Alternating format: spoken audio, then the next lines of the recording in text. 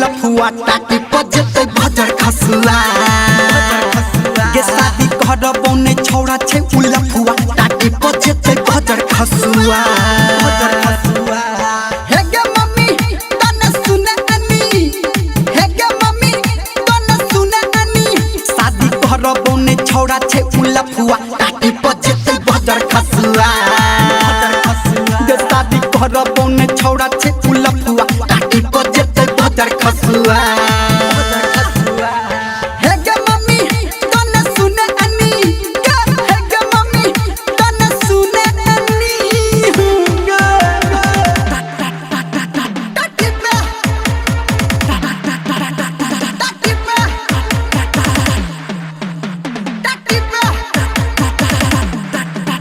जते भजर खसुआ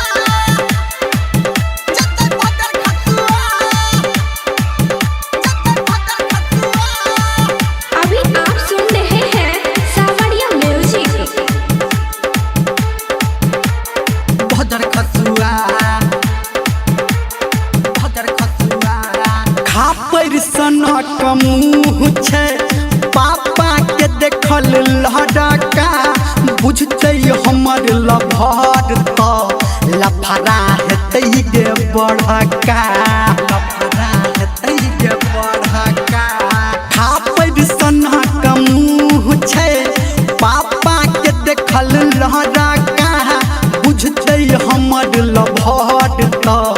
लफड़ा हेतै गे बड़का जोड़ गढ़ छै गे ओकर कपार जहूँ बुझने नहीं छै हमर गे यार जब बुझते तब फूक देते हसुआ टाटी पे देते भजर खसुआ ये शादी करबो ने छौड़ा छे उ लफुआ टाटी पे देते भजर खसुआ हे गे मम्मी तने सुने अनी गे हे गे मम्मी तने सुने अनी टाटी पे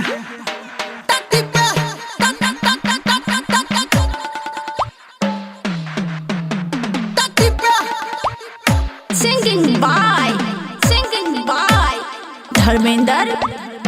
धर्मेंद्र निर्मलिया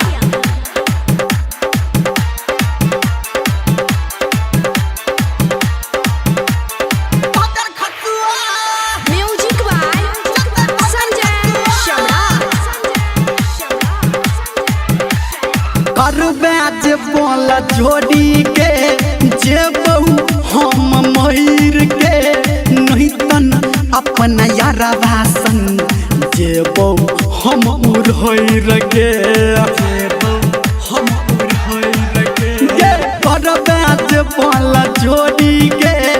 जे बहु हम मयूर के नहीं तन अपन यारवा संग जैबो हम उड़हर गे भले रहतो धर्मेंद्र के ठार टूटतो माथा पे पढ़का पहाड़ गे डीजे संजय गौतम सत्यम अगुआ टाटी पे जेते भजर खसुआ।